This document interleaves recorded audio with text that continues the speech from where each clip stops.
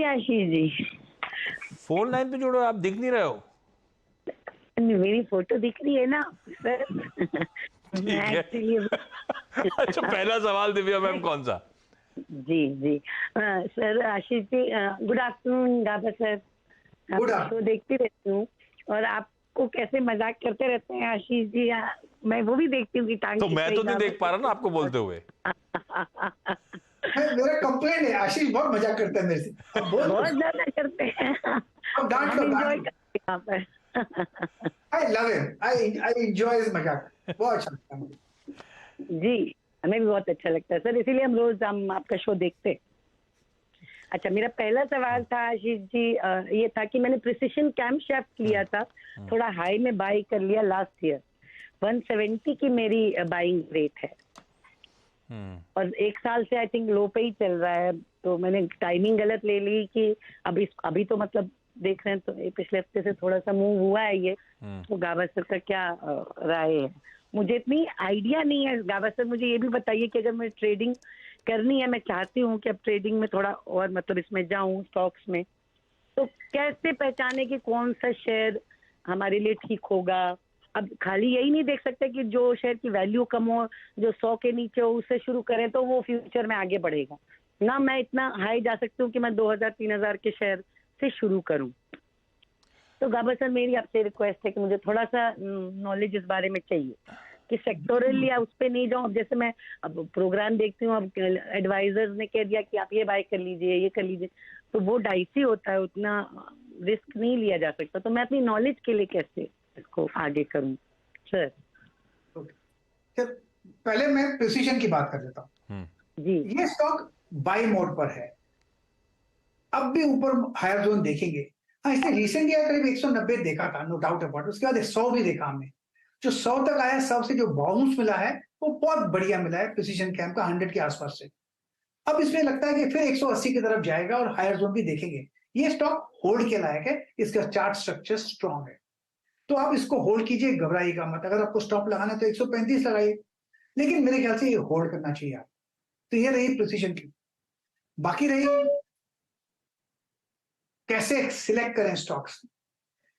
देखिए, सबसे पहले मैं आपको बताऊं, इजी तरीका है। आपको एक चैनल देखिए, और हमारे पास जो एनालिस्ट आते हैं, मैं वाकई में कहता हूं बहुत ही अच्छे हैं। मैं अपनी बात नहीं करता, जो भी है मैं उनको सुनता हूं और काफी समय हो गया है मुझे। आप उन पर विश्वास करेंगे तो बहुत अच्छा रहेगा। जो और हम हमेशा रीजन भी देते हैं कि कौन सा स्टॉक क्यों अच्छा लगता है, चाहे वो टेक्निकल हो या फंडामेंटल हो, तो उस पर फोकस कीजिए। लेकिन आपको अगर खरीदना है तो एक रूल ऑफ थंब ये है कि आप अच्छे स्ट्रॉन्ग स्टॉक लीजिए। आपने कहा कि जो महंगा स्टॉक नहीं ले सकते, वो महंगा इसलिए हुआ है क्योंकि सबको चाहिए, इसीलिए। अगर किसी को नहीं चाहता चाहिए होता तो नीचे आ जाता, गिरावट होती। तो वो स्ट्रॉन्ग स्टॉक्स है। महंगा है तो क्वांटिटी कम कर लीजिए, लेकिन स्ट्रॉन्ग स्टॉक लीजिए जिसमें वैल्यू हाई है, उसका स्ट्रेंथ है, इसलिए वो महंगा है। इतना ध्यान दीजिए, सोचने का तरीका बदल दीजिए। लेना है तो जो कि आप डिविडेंड पेइंग स्टॉक्स हो, ग्रोथ हो, ये दो स्टॉक्स एक पैरामीटर्स पर देखें, ध्यान दें, तो वो स्टॉक भी सेफ रहेंगे। तो आप थोड़ी मेहनत कीजिए और हमारा शो देखिए। नहीं, ये बात सही है। सीएनबीसी आवाज की कोशिश रहती है कि देश के जाने माने बेहतरीन एक्सपर्ट्स पैनल में शिरकत करें, मदद करें।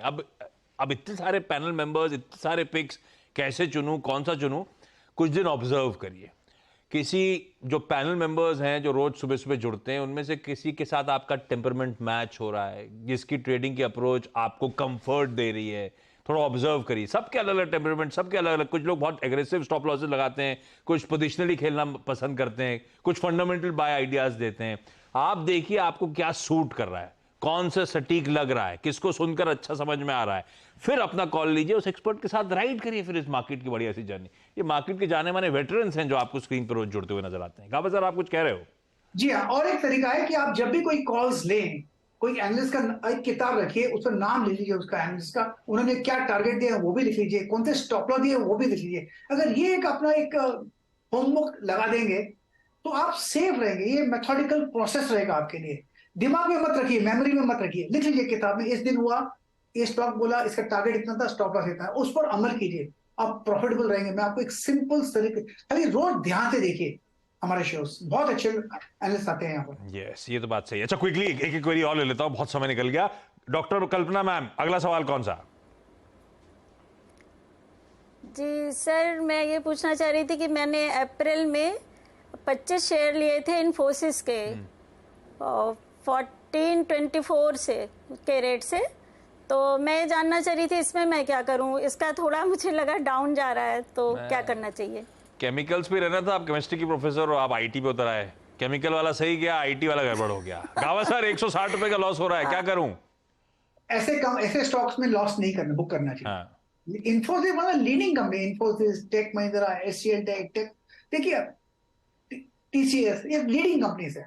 ऐसे स्टॉक में थोड़ी लॉस करते हैं। इसमें नजरिया लंबा कर दीजिए और एसआईपी कीजिए, मुनाफा होगा। अनुपम मैम, अगला सवाल। रिलायंस के शेयर्स है मेरे पास 100 एट द रेट ऑफ 1826। बहुत पुरानी खरीद है, अभी 28 से वापस आया है। अभी और कितना वेट करना पड़ेगा टू गेट गुड रिटर्न्स? बुरे रिटर्न्स तो अभी भी नहीं मिल रहे। 1800 सवा 1800 की खरीद पे 2500 पे खड़ा हुआ है 2 दिन से, और पिछले कुछ दिनों से अच्छा मूव है। 2800 से वापस आया है ना सर? हाँ, 2800 से करेक्ट हुआ था भाई, ठीक है। भाई गावा सर, रिलायंस 1800 आपने लिया क्यों था? लॉन्ग टर्म के लिए लिया था या ऐसी सोचा था पिटा हुआ है जब ऊपर जाएगा छोड़ दूंगी?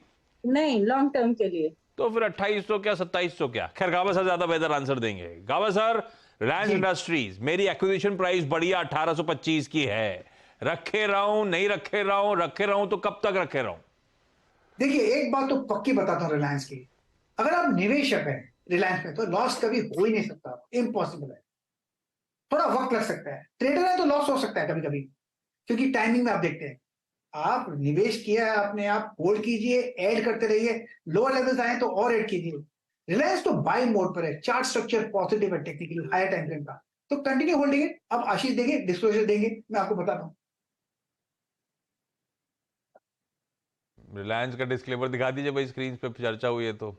इस चैनल का स्वामित्व प्रबंधन रिलायंस इंडस्ट्रीज के पास है। तो अनुपम मैम, आप या आप में से जो भी सुन रहा हो, अगर कुछ ट्रेड इन्वेस्टमेंट यहाँ पे सुन के रिलायंस पे लेने का मन बना रहे हो तो एक इंडिपेंडेंट फाइनेंशियल एडवाइजर से कंसल्ट कर लीजिएगा।